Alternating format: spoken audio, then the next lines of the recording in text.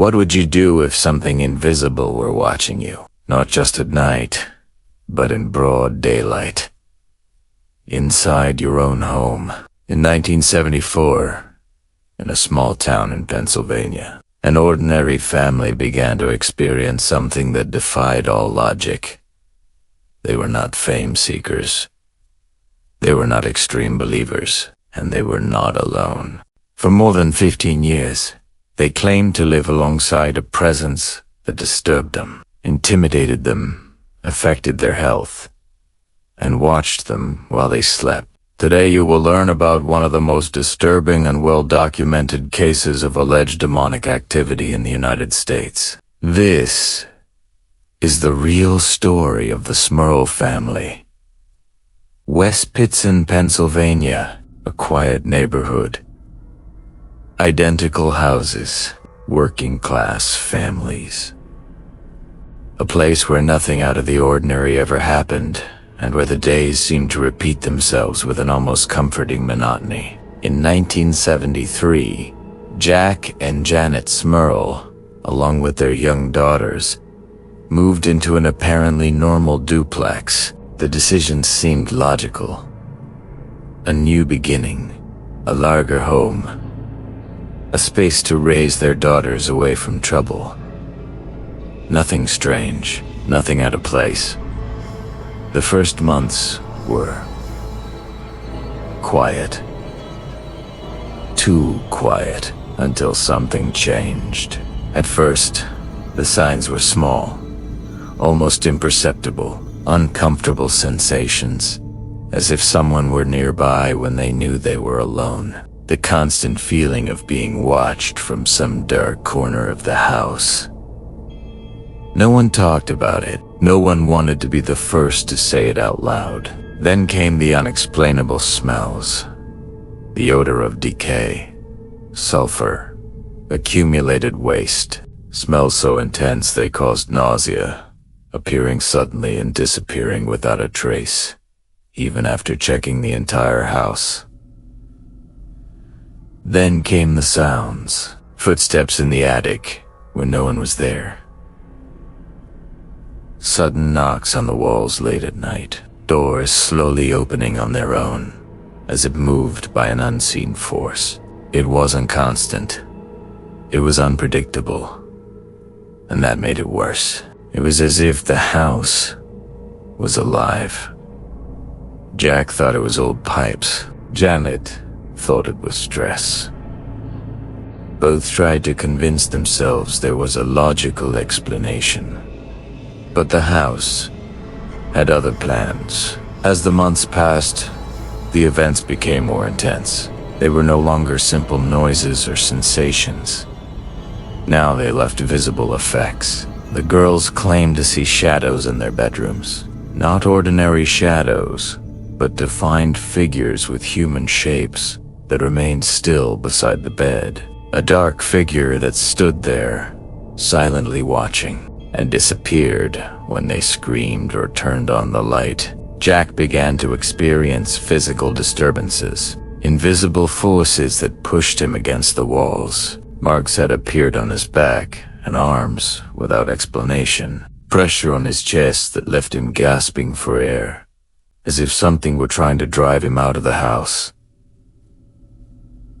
And Janet began to feel unwell without medical explanation.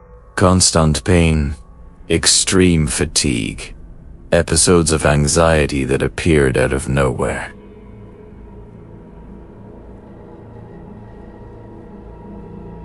Doctors found nothing. Tests came back normal, but she felt that something was slowly draining her strength.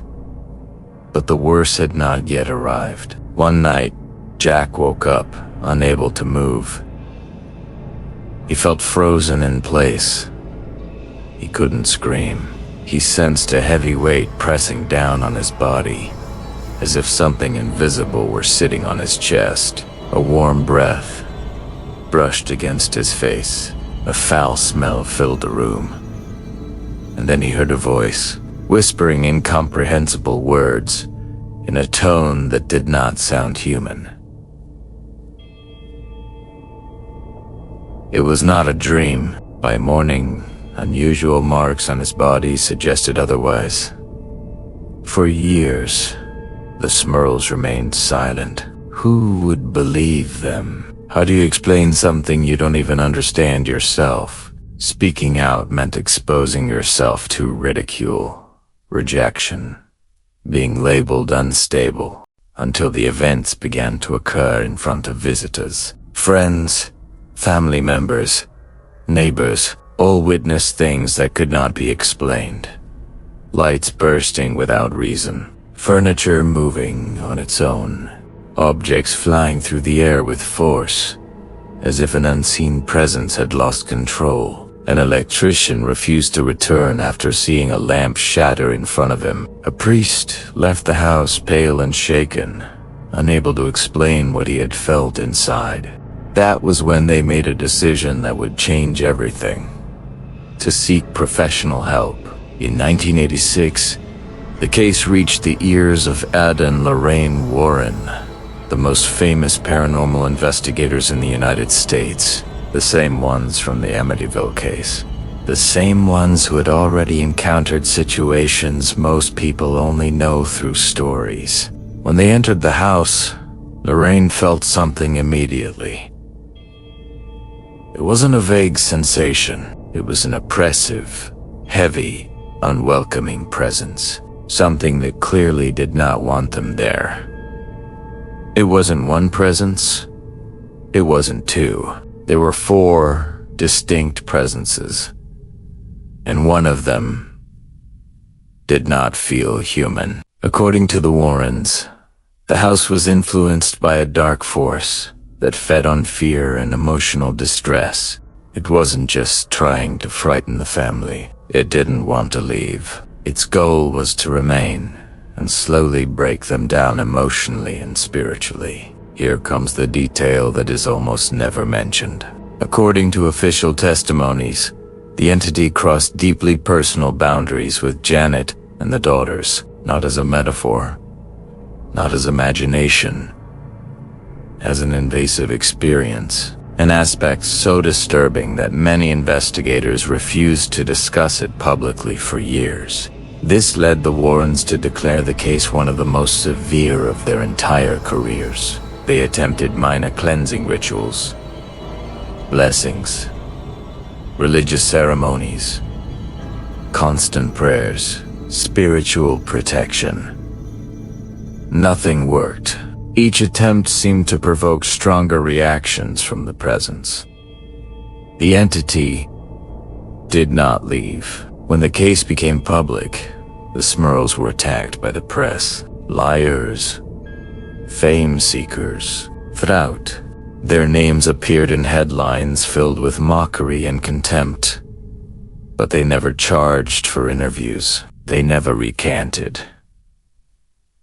They never changed their version of events. They lived in that house until 1989, enduring years of constant fear, sleepless nights, and a tension that slowly wore them down. When they finally moved, the events stopped. The house fell silent, as if something had won.